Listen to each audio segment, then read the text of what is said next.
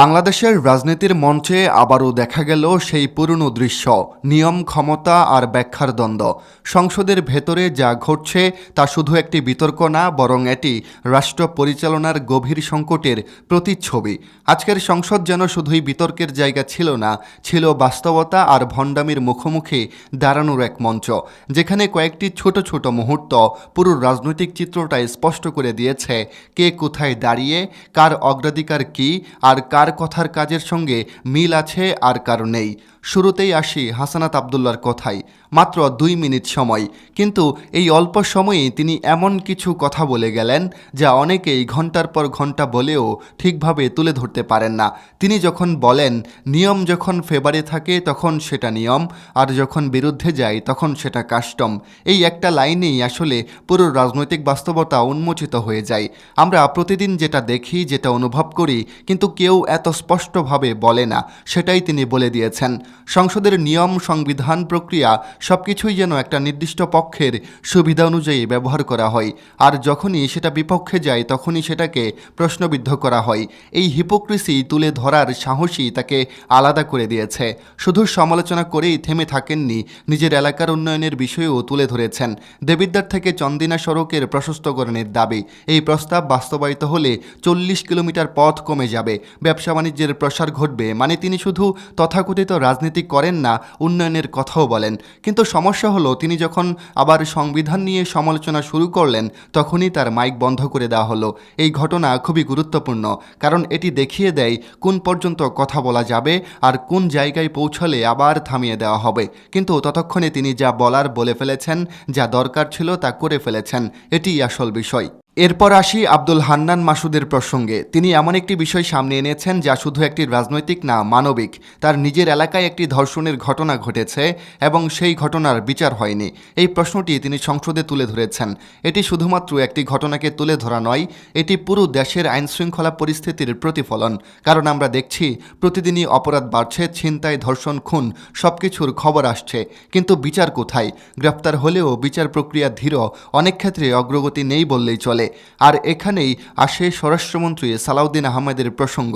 তিনি নিঃসন্দেহে জ্ঞানী মানুষ, সংবিধান নিয়ে তার দখল অসাধারণ, কেউ এটা অস্বীকার করছে না। কিন্তু প্রশ্ন হলো, তার দায়িত্ব কী? তিনি কি সংবিধান নিয়ে বিশ্লেষণ করার জন্য মন্ত্রী হয়েছেন, নাকি দেশের আইন শৃঙ্খলা রক্ষা করার জন্য? যখন দেশের মানুষ নিরাপত্তাহীনতায় ভুগছে তখন তার প্রধান কাজ হওয়া উচিত ছিল এই পরিস্থিতির উন্নতি করা।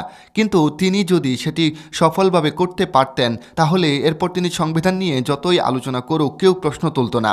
কিন্তু বাস্তবতা হলো সেই উন্নতি আমরা দেখছি না, বরং অনেকেই বলছে পরিস্থিতি আগের চেয়েও খারাপ হয়েছে। প্রিয় দর্শক, ভিডিওর এ পর্যায়ে আপনার কাছে বিনীত অনুরোধ, আপনি যদি আমাদের চ্যানেলে নতুন দর্শক হয়ে থাকেন তাহলে চ্যানেলটা সাবস্ক্রাইব করতে ভুলবেন না। তাহলে কি তিনি তার মূল দায়িত্ব থেকে সরে গিয়ে অন্য জায়গায় বেশি মনোযোগ দিচ্ছেন? যদি তাই হয় তাহলে সরকারের উচিত বিষয়টি নতুন করে ভাবা, হয় তাকে তার মূল কাজে ফোকাস করতে বলা, না হলে অন্য কাউকে স্বরাষ্ট্রমন্ত্রীর দায়িত্ব দেওয়া। এখন আসি সংসদের সবচেয়ে নাটকীয় অংশে, গণভোট বা জুলাই সনদ নিয়ে আলোচনা। বিরোধী দল একটি নোটিশ দিল গুরুত্বপূর্ণ বিষয় নিয়ে আলোচনা করার জন্য। আইনমন্ত্রী সেটি সমর্থন করলেন, বললেন আলোচনা হওয়া উচিত, এমনকি কিছু বইয়ের রেফারেন্সও দিলেন। মানে বিষয়টি গুরুত্ব সহকারে নেওয়া হচ্ছিল। স্পিকারও সেটিকে গ্রহণ করে ঘোষণা দিলেন 31 মার্চ দিনের শেষ 2 ঘন্টা এই বিষয়ে আলোচনা হবে। এখন পর্যন্ত সবকিছু স্বাভাবিক, কিন্তু ঠিক এখানেই নাটকীয় মোড় নেয় পুরো ঘটনা। স্বরাষ্ট্রমন্ত্রী উঠে দাঁড়িয়ে আপত্তি জানালেন। তার যুক্তি, নোটিশে একটি শব্দ ভুল আছে, গণগুরুত্বপূর্ণ এর জায়গায় জনগুরুত্বপূর্ণ লেখা হয়েছে। এই কারণেই পুরো প্রক্রিয়াকেই তিনি প্রশ্নবিদ্ধ করলেন। ভাবুন একবার, দেশের গুরুত্বপূর্ণ একটি বিষয়ে আলোচনা হবে, সেটিকে আটকে দেওয়া হচ্ছে শুধুমাত্র একটি শব্দের কারণে। এটি কি সত্যি নিয়মের প্রতি শ্রদ্ধা, নাকি ইচ্ছাকৃতভাবে আলোচনা ঠেকানোর চেষ্টা? আরও অবাক করা বিষয় হলো, স্পিকার স্পষ্টভাবে বললেন তিনি বিষয়টি বুঝে শুনেই সিদ্ধান্ত দিয়েছেন, কিন্তু তারপরেও স্বরাষ্ট্রমন্ত্রী তা মানতে রাজি নন। এমনকি তার মাইক বন্ধ করে দেওয়ার পরও তিনি দাঁড়িয়ে কথা বলে যাচ্ছেন। এই দৃশ্যটি শুধু একটি ব্যক্তির আচরণ নয়, এটি একটি মানসিকতার প্রতিফলন, যেখানে নিজের অবস্থানকে এতটাই চূড়ান্ত মনে করা হয় যে স্পিকারের সিদ্ধান্তও মেনে নেওয়া যায় না। সংসদের নিয়ম শৃঙ্খলা সবকিছুই তখন গৌণ হয়ে যায়।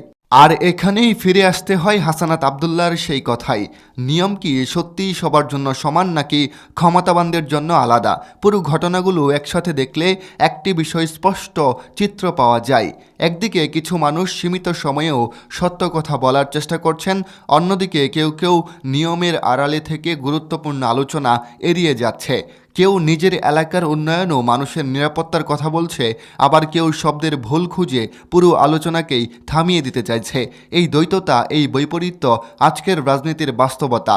আর সবচেয়ে বড় প্রশ্ন হলো, এই পরিস্থিতিতে সাধারণ মানুষের জায়গা কোথায়? তাদের নিরাপত্তা, তাদের অধিকার, তাদের ভবিষ্যৎ, এসব কি সত্যিই অগ্রাধিকার পাচ্ছে, নাকি এগুলো শুধু রাজনৈতিক বক্তব্যের অংশ হয়েই যাচ্ছে?